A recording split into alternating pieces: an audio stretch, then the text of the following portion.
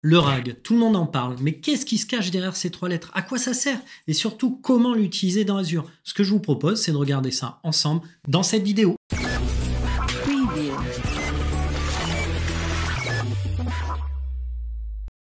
Quand vous utilisez l'IA, et en particulier les LLM tels que ChatGPT ou encore Mistral, les réponses de ces modèles sont basées sur des données Internet publiques. Le problème, c'est que ces données peuvent être soit obsolètes, soit ne pas répondre correctement aux questions de vos utilisateurs. C'est là que va rentrer en jeu la RAG, la Retrieval Augmented Generation.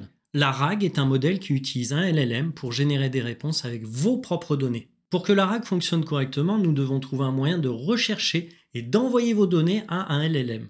Pour cela, on va utiliser un index qui est ni plus ni moins qu'un magasin de données qui vous permet de rechercher celles-ci efficacement. À cette fin, Microsoft propose d'utiliser le service managé Azure AI Search qui met à disposition un index optimisé pour les LLM en créant des vecteurs. Mais alors c'est quoi un vecteur? C'est tout simplement des données converties en séquences de nombres en utilisant un modèle d'incorporation. Vous l'avez compris, l'index est la clé dans la RAG. Un bon index dispose de méthodes de recherche efficaces telles que des recherches par mots-clés, des recherches sémantiques, des recherches vectorielles ou encore une combinaison de toutes ces méthodes qu'on appelle hybride.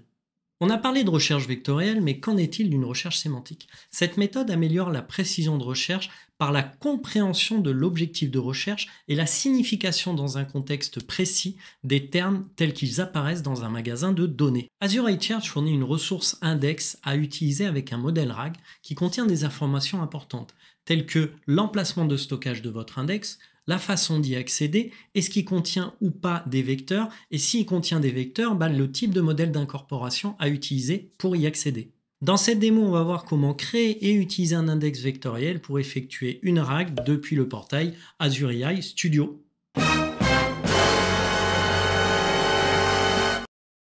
Première étape, je vais devoir créer un projet qui me sert à organiser mon travail lors de la création d'une application IA. Donc j'ai plus qu'à cliquer sur le bouton New Project depuis le fameux portail Azure AI Studio en preview. Je vais nommer mon projet démo-pp-IA et il faut savoir qu'un projet est toujours hébergé dans un hub. Alors un hub, c'est un espace de travail collaboratif qui vous offre en plus une sécurité de niveau entreprise. Donc je clique sur le bouton Create a New Hub.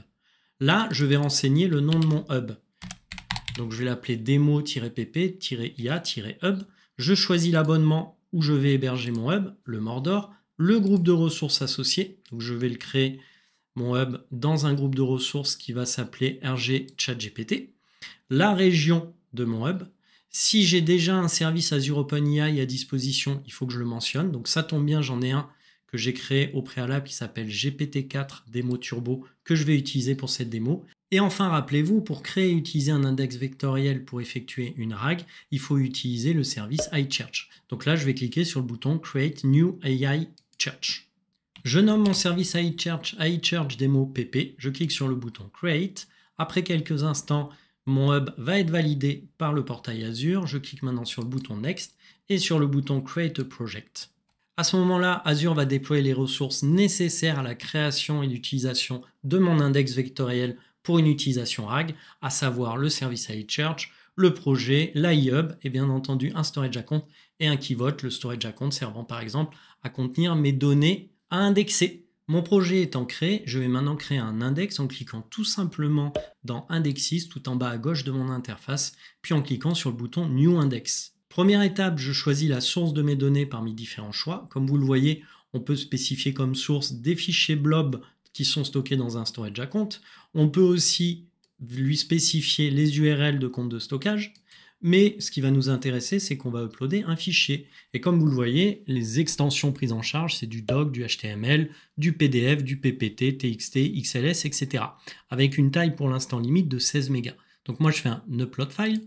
Ici, je vais sélectionner sur mon poste de travail le PDF du livre Dracula de Bram Stoker, qui est libre de droit, et je clique sur le bouton Next. Seconde étape, je vais lui spécifier le service iChurch que j'ai créé au préalable, ce qui va lui permettre de créer un index. Donc là, dans ce cas-là, je clique sur l'historique, je fais Connect Other iChurch Ressources, et ici, il va m'afficher tous les services iChurch qui ont déjà été créés. Et moi, ce que j'ai créé avec vous tout à l'heure, c'était le service qui s'appelait iChurch Demo PP. Donc, je fais un Add Connection. Et là, il va automatiquement se connecter à mon service iChurch. Et il va me proposer de créer donc un index que je vais nommer dans mon cas Dracula. Pour exécuter des jobs d'indexation sur mon fichier PDF, Azure a besoin de compute, donc de CPU, donc de machine virtuelle. Et donc on va pouvoir lui dire soit de sélectionner une machine virtuelle bien spécifique pour faire le travail d'indexation, soit de le laisser complètement au choix d'Azure. Et donc dans ces cas-là, on clique sur le bouton Next. Pour générer un index vectoriel, Azure a besoin d'un modèle embedded. Et ça tombe bien, j'en ai un sous la main. C'est le fameux GPT-4 Demo Turbo que j'ai présélectionné avec vous dans une précédente étape. Ce qu'il faut savoir, c'est que si vous décochez cette case, à ce moment-là, il n'y aura plus de vector search pour cette ressource. Et la fameuse méthode hybride qui vous permet de générer une recherche basée sur des mots-clés ou sur une recherche sémantique ne sera pas disponible. Donc dans mon cas, je coche la case et je clique sur le bouton Next. Quatrième et dernière étape, je fais une revue des différentes options que j'ai sélectionnées et je clique sur le bouton Create. En cliquant sur le bouton Job Details, un nouvel onglet va être ouvert dans mon navigateur et je vais pouvoir visualiser l'état d'avancement de l'indexation de mon document PDF qui représente le livre Dracula. Après quelques minutes, mon index vectoriel basé sur le document PDF de Dracula est généré. Je vais pouvoir tester son utilisation dans le Chat Playground sur la gauche, en cliquant sur le menu, et puis je vais aller dans l'onglet Add Your Data. Et là, je vais sélectionner mon fameux index Dracula que j'ai créé précédemment. Et je n'ai plus qu'à, à l'aide du prompt, lui poser une question sur ce document pour voir l'efficacité de sa réponse. Je vais donc lui poser la question qui est Dracula, et basé sur mon index et la recherche vectorielle associée, je vais avoir une réponse de ChatGPT avec les références à mon document que j'ai déjà indexé précédemment avec vous. Donc vous le voyez, via la méthode RAG, on va pouvoir récupérer nos propres données pour donner des réponses à nos utilisateurs qui soient les plus précises possibles. En résumé, l'architecture RAG s'appuie sur un index et vous permet de limiter l'IA générative au contenu de votre entreprise provenant de documents, d'images vectorisées ou d'autres données. Preview.